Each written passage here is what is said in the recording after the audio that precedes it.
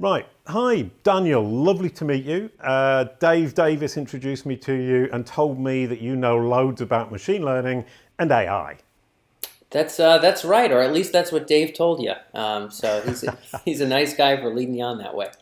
He said you were the best person he knew for answering the question, what is the difference between AI and ML? Why do people say AI when they mean ML? And that's the crux of the question. We've got maybe 5 minutes. Can you put them in two boxes so that it's really clear for me? Yeah, I'm happy to do so. And actually, oftentimes the conflation of the two really isn't all that consequential. Sometimes it is, sometimes it's not. But let's go ahead and talk about it. So, artificial intelligence, generally speaking, can be seen as a broad umbrella within the even broader umbrella of computer science.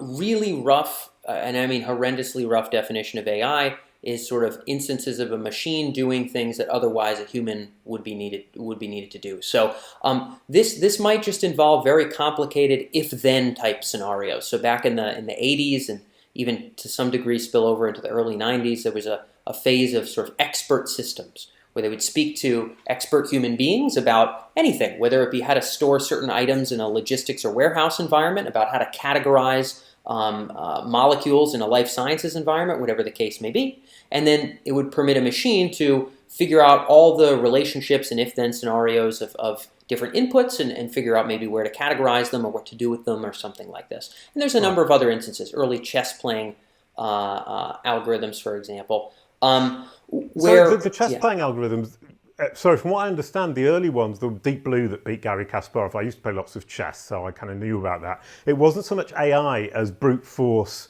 calculations. Am I wrong? Yeah, yeah. Again, things just aren't called AI after we know how they work and we don't think they're cool anymore. So nobody at the time didn't say that's. Very few people would have said that's not artificial intelligence. I mean, even with GPT-3, this people who haven't Googled GPT-3, even with amazing NLP breakthroughs of that kind, you're going to have some cohort of people, even now in the modern day, who are like, that's not even machine, that's not even AI or something like that, right? So people will dissuade the use of the term once it's understood. That's a very infamous thing about artificial intelligence is that as soon as we understand it or as soon as it's par for the course in terms of regular applications in business or consumer life, we just don't refer to it that way. But roughly speaking, really rough box, okay, we got 5 minutes, rough box, we get a bunch of human inputs about if-then scenarios and about how the world works. We sort of build that pachinko machine, and then we can drop new items in the top, and then it can do important things like a human would with those items when we drop them in the top, because we've really structured that pachinko machine very well. So it kind of drops into the right bucket, makes the right decision, so to speak. Lots of So different. AI is basically teaching the machine to do something that otherwise we would have to do. It's the machine replacing the human being. Yeah, roughly speaking. And again, the old approach, so we look at sort of back in the day AI, that would have been pretty thoroughly sort of pre-programmed to the hilt, more or less, right? There's some exceptions. Certainly not every move Deep Blue ever made was done by a human being at some previous time, but there was some set of rules that would allow it to act in a way that appeared intelligent. Um, Roughly, the transition to what we're doing now with machine learning is that we're essentially taking real instances in the world. So let's just say we're talking about diagnosing, lung cancer.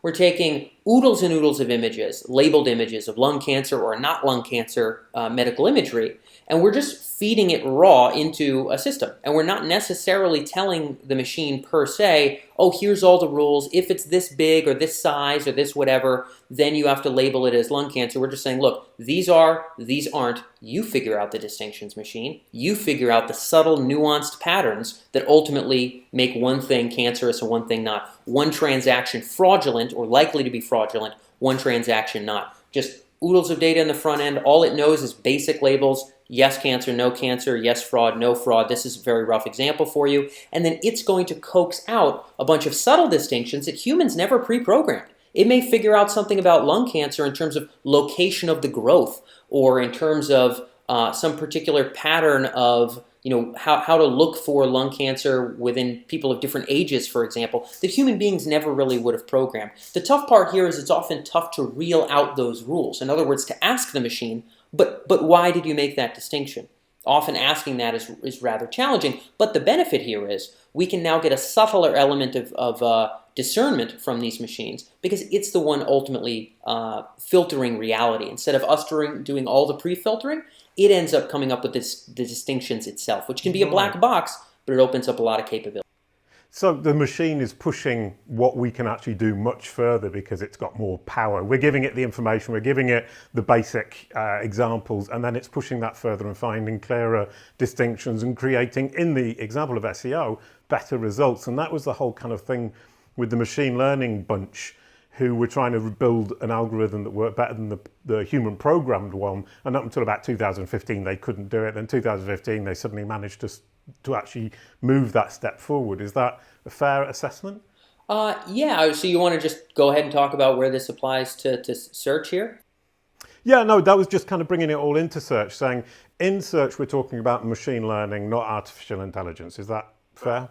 Yeah, I'd say so. I mean, my guess is, so I know not every algorithm in the back of Google or Bing or etc. But suffice it to say, Google is, I mean, arguably could be said to be the best known example of sort of machine learning that all of us use on a super regular basis all of the time, and take almost wholeheartedly for granted. So we can go a little bit into how ML is likely used in these systems, and I'll suggest we do that in the next interview. This is going to be short, and so kind of now I'm going to say to everyone, this was a quick discussion. There is going to be a longer interview that you will be able to watch. But what I would say is actually just one last thing on this is Google uses ML an awful lot, but are they actually any good at it compared to other big companies? I mean, without a doubt, Google is. In the top 3 or 4 firms globally in terms of ML talent and in terms of raw ML capability. Now, are there other moonshot companies around self-driving cars, etc., ever going to break even or whatnot? I mean, I know not. My crystal ball hasn't been working super well.